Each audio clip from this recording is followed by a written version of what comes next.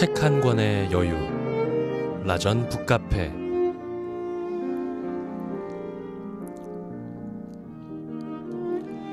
자, 2019년의 첫 라전 북카페 문을 열겠습니다. 북큐레이터 김주은 씨와 함께하죠. 안녕하세요. 네, 안녕하세요. 네, 새해 복 많이 받으십시오. 네, 새해 복 많이 받으세요. 네, 새해 첫 라전 북카페 하니까 뭔가 서점문을 새롭게 연 듯한 느낌이 좀 드는데요. 네. 올 한 해 계획 세우셨어요? 매번 매 새롭게 계획을 세우는 것 같아요. 예. 근데 작년부터 저한테 좀 새로운 습관이 생겼거든요. 어떤? 예전에는 제가 새해 되면은 그 하고 싶은 일들을 쭉 막 썼었어요. 10가지고 20가지고 막 썼었는데 예. 작년부터는 제가 그걸 좀 나눠서 쓰기 시작했거든요. 아하. 그래서 내가 이제 2019년에 올해 같은 경우에는 해야 될 일, 그리고 할 수 있는 일, 그리고 하고 싶은 일로 조금 구분을 짓고 그 안에 카테고리에서 하고 싶은 것들을 정리를 하는 습관이 생겼어요, 작년부터. 해야 하는 일. 네. 그러니까 약간 must do. 네. 그러니까 해내야만 하는 일. 그쵸. 그리고 할 수 있는 일. 네. 그리고 하고 싶은 일. 네. 책이랑 관련돼서 얘기를 좀 드리면은 예. 제가 지금 해야 할 일은 서점을 운영하고 있으니까 그 책을 읽고 판매를 하는 것들을 꼭 해야 되고요. 그리고 할 수 있는 일은 그 책과 사람을 연결하는 지금처럼 라전 북카페에 나와서 책 소개를 하는 일. 그리고 하고 싶은 일은 저희가 심다가 서점도 같이 운영하고 있지만 그 출판 일도 같이 하고 있거든요. 네. 그래서 책을 쓰고 만드는 일 이런 것들을 하고 싶다고 조금 구체적으로 작년부터 나눠서 이렇게 쓰고 있어요. 괜찮네요. 그냥 아무 구분 없이 쭉 나열하는 것보다는 해야 하는 일, 할 수 있는 일, 하고 싶은 일 뭐 이렇게 계획들을 좀 나눠보면 조금 더 실행력이 생기지 않을까. 네, 그런 것 같아요. 저도 그래 봐야 되겠군요. 네. 자, 오늘 라전 북카페에서 새해를 맞아 처음으로 소개해 주실 책은 제가 아주 좋아하는 분의 책을 가져오셨어요. 네, 그 개인주의자 선언으로 많은 사랑을 받았던 문유석 판사의 신작 쾌락독서라는 책입니다. 네, 기대가 됩니다. 네. 개인주의자 선언 선물도 제가 참 많이 하고 네. 개인적으로 너무 좋아하는 책인데 쾌락독서라는 또 아주 흥미로운 제목의 책을 내셨어요. 네, 이 독서 강의세요. 음. 그래서 자신이 그 책에 보면은 자기의 소개에 이렇게 써놨더라고요. 소년 시절 좋아하는 책과 음악만 잔뜩 쌓아놓고 홀로 섬에 살고 싶다고 생각할 정도로 책 읽기를 좋아했다. 저는 이거 보고 그 성원 씨도 좀 생각이 났는데. 예. 네. 저도 네. 책을 너무 좋아하고 책 읽는 시간도 너무 좋아하는데 저는 섬에 갇혀서는 못 살 것 같아요.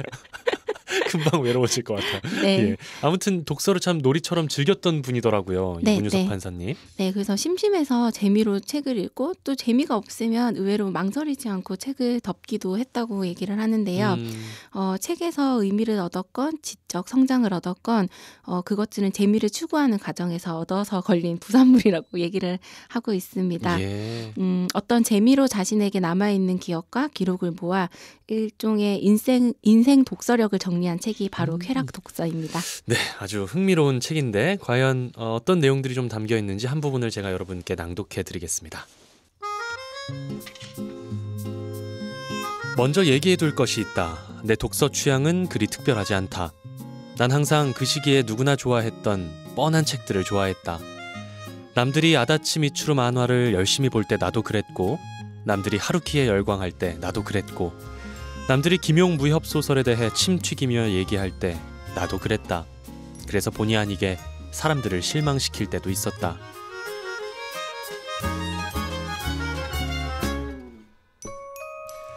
나는 솔직히 취향으로 차별화하는 우아한 인생 책 리스트를 볼 때마다 궁금해진다. 저 책들도 물론 좋았으니 언급했겠지만 정말 저 책들이 평생 가장 재미있게 읽은 책들이었을까? 캔디나 굿바이 미스터 블랙을 보며 가슴이 설렌 적은 없었을까? 슬램덩크에서 삶의 지혜를 발견하지 않았을까? 마이클 크라이튼이나 베르나르 베르베르의 소설은 재미없었나? 하물며 인문학 고전을 읽어야 성공한다. 대입을 위해 서울대 추천 인문고전 50선을 꼭 읽어야 한다는 등 그런 조언 또는 겁주기를 볼 때면 의문은 더 커진다. 키케로의 의무론, 실천 이성 비판, 아함경, 우파니샤드, 율곡문선. 잠시 서울대 교수님들 중 이 50선을 모두 읽은 분이 몇 분이나 될지 불경스러운 의문을 가져보았다.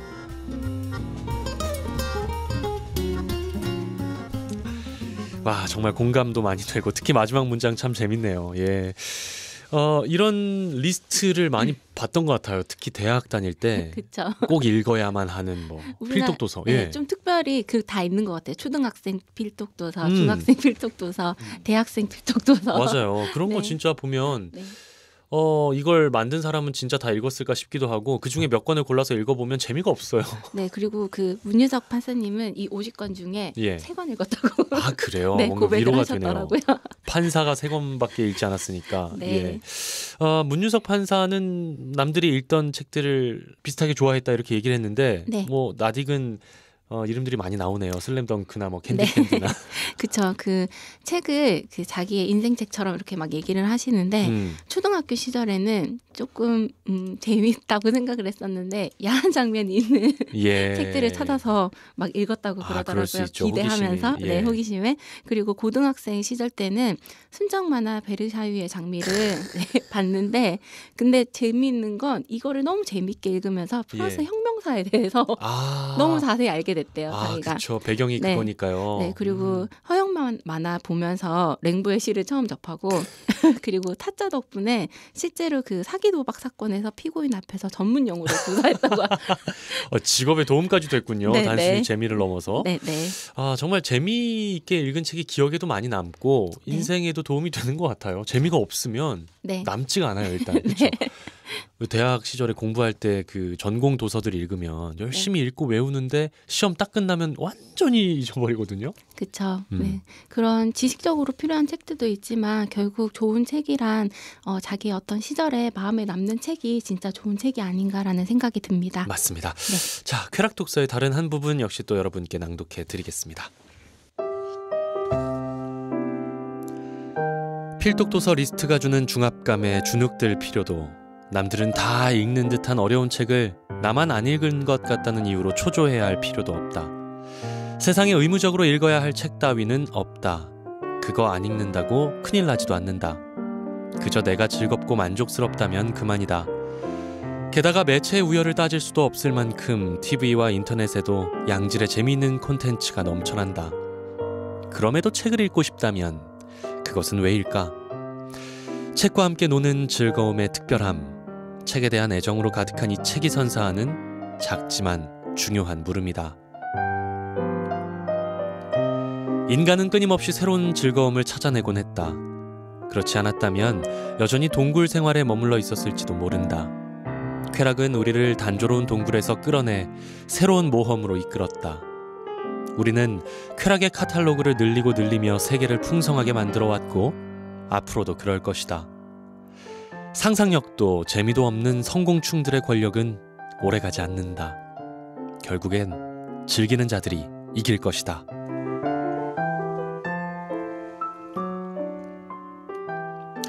쾌락이 정말 인생에서 포기할 수 없는 중요한 부분이죠. 인류의. 네. 쾌락을 따라서 인류 역사가 발전하기도 하고요.